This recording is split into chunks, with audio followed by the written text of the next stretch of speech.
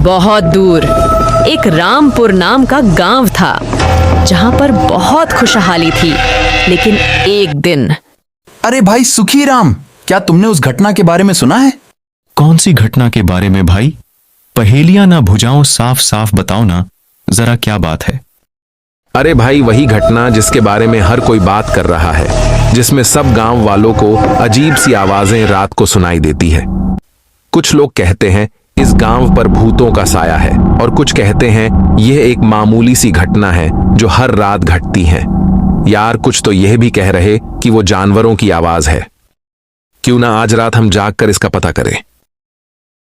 फिर वह दोनों मित्र मिलकर योजना बनाते हैं और यह तय करते हैं कि वह उसी रात को जाग कर देखेंगे कि गांव में आखिर चल क्या रहा है।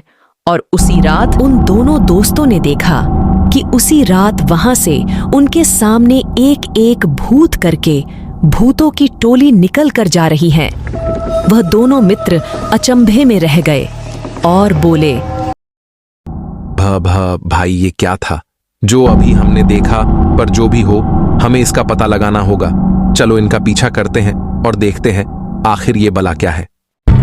वह दोनों मित्र बात करते हुए अपने घर से बाहर आ गए थे और उन्होंने बातचीत करने के बाद फैसला करा कि वह अब उनका पीछा कर पता करेंगे कि आखिर माजरा क्या है।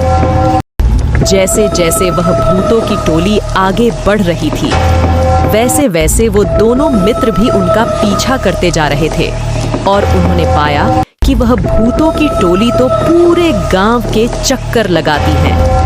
अब इन दोनों में डर और ज्यादा बढ़ रहा था। तभी यह बात पूरे गांव में तेजी से फैल जाती है। सभी इसकी चर्चा कर रहे थे और सुखीराम और उसके मित्र ने यह बात पूरे गांव को बताने के बारे में सोचा। जो भी उन दोनों ने कल रात देखा था वह कोई मामूली बात तो नहीं थी।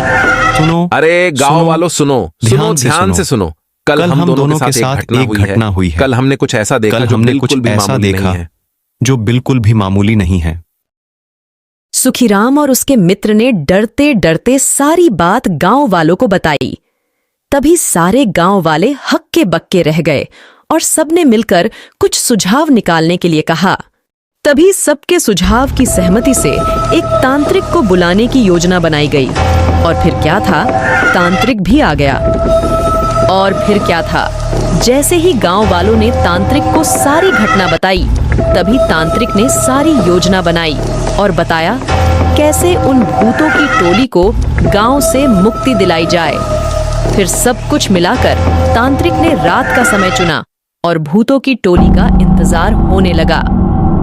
सभी लोग जाकर जंगल में छुप जाते हैं और इंतजार करने लगते हैं। लेकिन तांत्रिक अपने मंत्र तब भी पढ़ रहा होता है। ईम क्लिम कोल्ड क्रीम, अलक निरंजन दांत में मंजन, हुहा। तभी भूतों की टोली नाचते हुए वहां से निकलती है और सब देखकर हक्के बक्के रह जाते हैं। इसे देख तांत्रिक भी थोड़ा सहम गया, लेकिन उसे अपना काम करना था, तो वह उनके सामने आ गया। बला को टाल तू।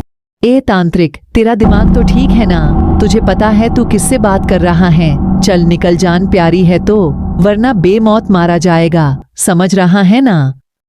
चुड़ैल की धमकी सुनकर तांत्रिक डर गया था, लेकिन वह भी बोला, सुन चुड़ैल, अगर तुझे अपनी जान प्यारी है तो सुन, मुझे बता तू क्या और कौन है, नहीं तो गंगा जल डालकर तुझे अभी भस्म कर दूंगा।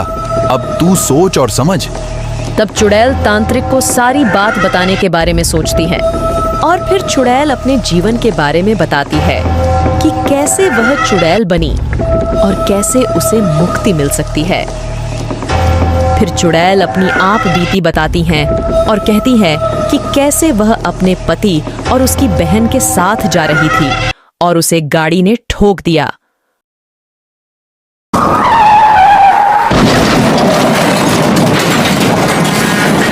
और फिर वह चुड़ैल बन गई और आज भी उसकी लाश वहीं पर डली हुई है। जब तक कोई उनका अंतिम संस्कार नहीं कर देता, तब तक उन सभी की आत्मा को शांति नहीं मिलेगी। और इस पूरी दुखद घटना को सुनकर गांव वालों की आंखें भर आईं और सभी लोगों ने मिलकर उनकी आत्मा की शांति के लिए उनकी लाश का अंतिम संस्कार किया। अगर आपको ये कहानी अच्छी लगी हो तो लाइक शेयर सब्सक्राइब करना न भूले।